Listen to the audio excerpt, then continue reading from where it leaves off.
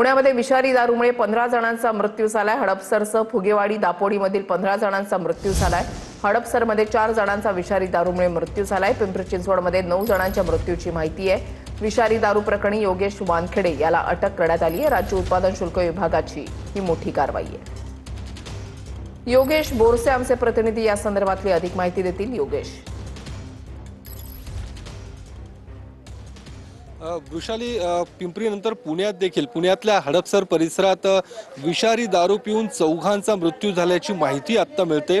ज्या ठिकाणी ही विषारी दारू तयार होत होती आणि ज्या ठिकाणचे हे रहिवासी आहेत ज्यांचा मृत्यू झालेला आहे त्या हडपसर परिसरातील पांढरेमळा या परिसरात आता आपण आहोत आणि या परिसरात आपण पाहू शकतो ही अंत्यविधीची तयारी करण्यात आलेली आहे आणि गेल्या काही दिवसांपासून या परिसरातले नागरिक यांना मळमळ उलट्या होऊन त्यांना ससून रुग्णालयात दाखल केलं जात होतं आणि त्यानंतर तात्काळ त्यांना मृत घोषित देखील केलं जात होतं। या परिसरात सध्या शोककळा पसरल्याचं पाहायला मिळते।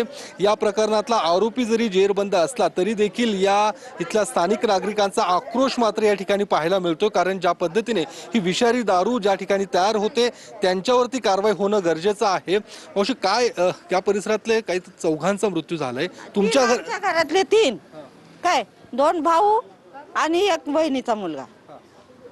ही दारू ही बंदच झाली पाहिजे। काय असं रोज एका दिवशी 4 माहिती झाल्या एका दिवशी। आमच्या घरातल्या 3 आणि शेजारचा 1। आणि हे कशामुळे झाले? दारूमुळे। विषारी दारू पिऊन आले की उलट्या करायला लागले। राणी ससूनला नेलं की मुहूर्तात दाखल केलं। बोलणं नाही, चाललं नाही, काय नाही, चांगले गेल्यात घरातनं आणि तिकडनं आलं की माशासारखे तडपडायला लागले। कधीपासून इकडे दारूच अशा पद्धती मिळते काय माहिती? आता ही दारू कायमच आहे। आता आम्ही म्हातारे झालो, हे कायमच दारू मिळते, पण ही दारू ह्या महिन्यातले माणसं मरायला लागले। पोलीस काय कारवाई करत नाही? नाही कारवाई करत पोलिसांना हप्ता मिळतो, कशाला कारवाई करतात? पैसे घेतात जातात, झालं 10 मिनिटं धंदा बंद होतो पुन्हा चालू होते, चाललेच प्यायला। काय मोशी काय तुमच्या परिसरातली ही घटना आहे, धक्कादायक घटना आहे। तुमची बी पोरं दारू पिते त्याचं पेणारच आहे। आता रात्रंदिवस दारू पिऊनच पडलेलं आहे घरात। बंद करा म्हणायचं। मग बंद करायला पाहिजे। घर उद्ध्वस्त व्हायला लागलं, लेकरं बाळ बाहेर फिरतात। काय कारण आहे आता? ते दारूमुळे ना, दारू बंद व्हायला पाहिजे।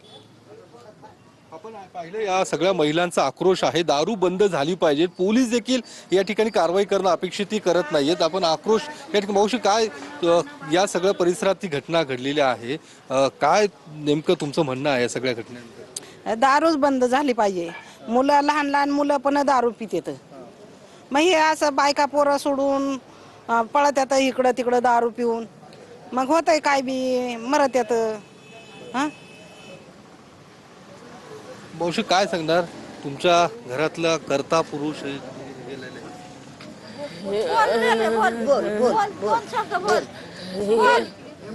काय बोलू आता माझ्या बापाबद्दल? बोलायचं काय बोलू आता माझ्या बापाला? 2 शब्द बोल। दारू शिवाय त्याचं कटतच नव्हतं। त्याला दारू शिवाय तो पाण्याचा घोट सुद्धा पित नव्हता। दारू पाहिजे पहिली त्याला। दारू पिल्यावर जेवत पण नव्हता तो, असा चिवून झोपायचा। 2 दिवस म्हणलं तरी जेवत नव्हता दारू शिवाय, सारखं दारू